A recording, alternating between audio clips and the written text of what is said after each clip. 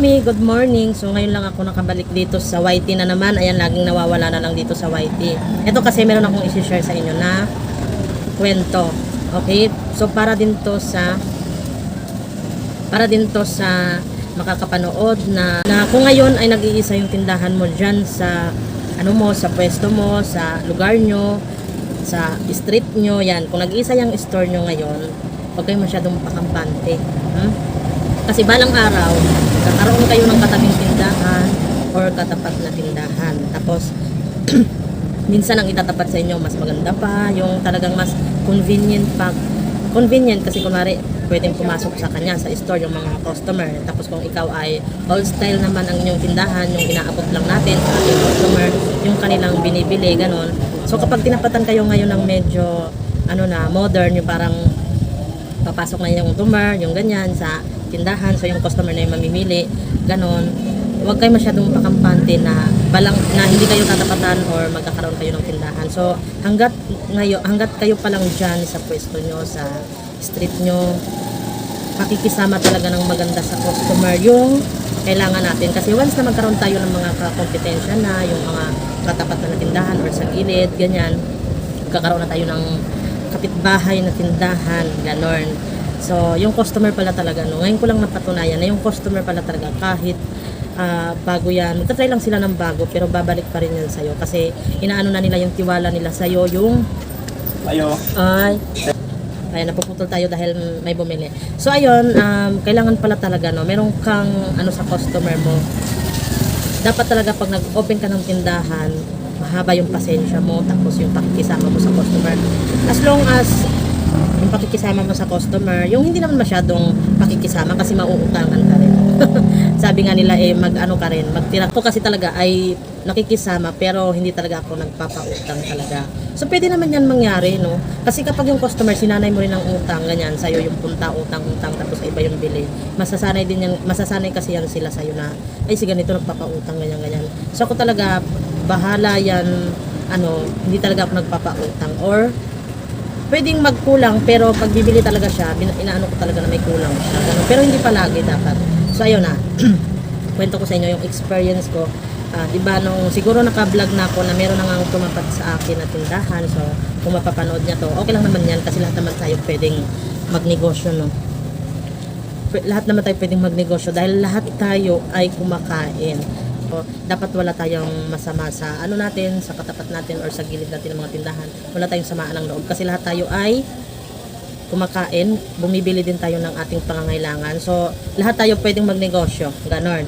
So, ang lang dyan, yung may customer ka kasi na pinakisamahan mo, ganon, magtatryan sa iba pero babalik din yan sa'yo. So, ito na nga, na-experience ko na yun. Alam nyo, nung nakaraan talaga, siguro mga isang araw, 2 or 3, medyo tumumal talaga yung ating tindahan dahil nga, syempre kapag may bago, doon muna yung punta nila kasi nga mag-experience lang, ganyan. Parang tayo din, di ba, kapag sa groceryhan, pag masyado na tayong nasanay sa binibilhan natin, tapos pag may bagong open, syempre doon muna tayo sa bagong open, tapos ikukumpara natin yung mga presyo, ganyan, kung saan tayo makakamura, di ba, doon din tayo. Pero aminin natin, babalik din talaga tayo sa ating dating binibilhan, lalo na kapag yung presyo ay medyo may konting diferensya. So, ayun.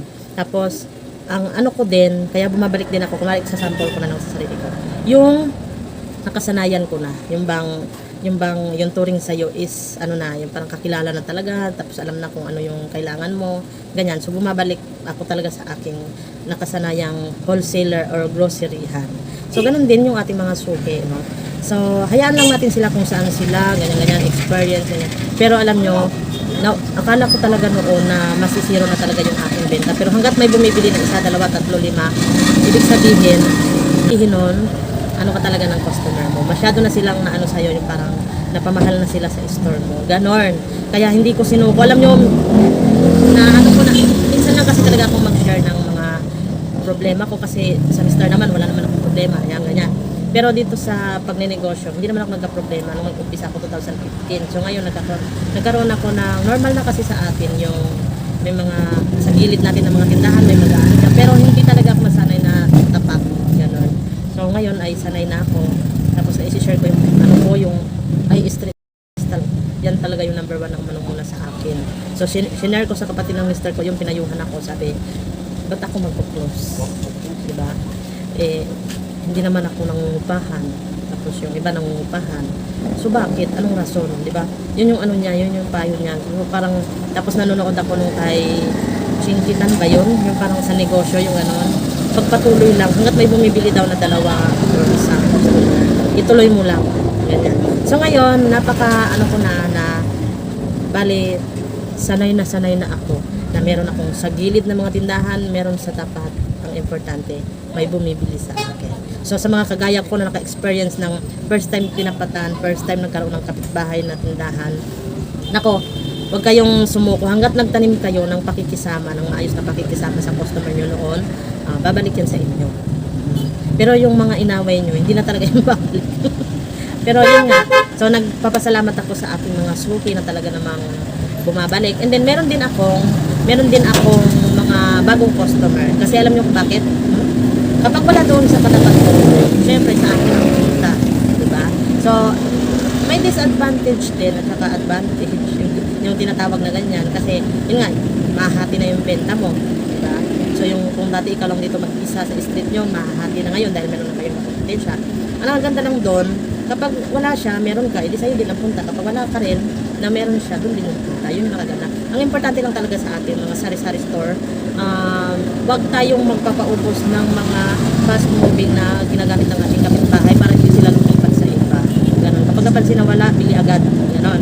Kaya yun, hanggang dito na lang po yung aking pagbablog. I-share ko lang yung aking lalong-lalo talaga yung nakaraan. Pero hindi, ngayon ay hindi na ako. Okay na ako. Dahil sa mga taong nagpapalabas din ng loob sa akin, lalong-lalo na yung mister ko.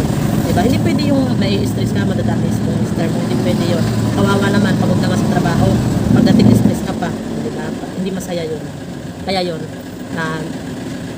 Ang masasabi ko lang ay, naumpisahan na natin to pagtitindahan. Ituloy na natin to hanggang dulo. Kaya babay na.